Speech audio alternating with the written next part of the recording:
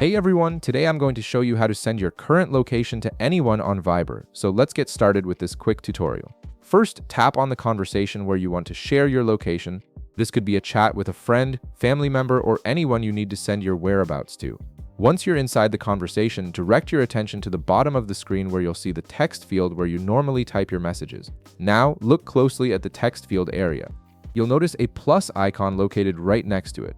Go ahead and tap on this plus icon. This button is your gateway to accessing all the additional features Viber offers beyond just sending text messages, including photos, videos, stickers, and of course, location sharing.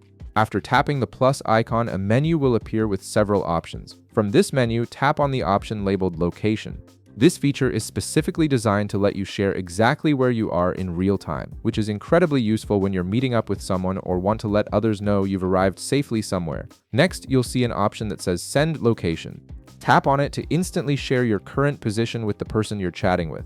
Viber will automatically detect your exact location using your device's GPS and send it as a map pin in the conversation.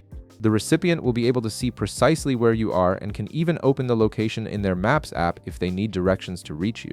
And that's it.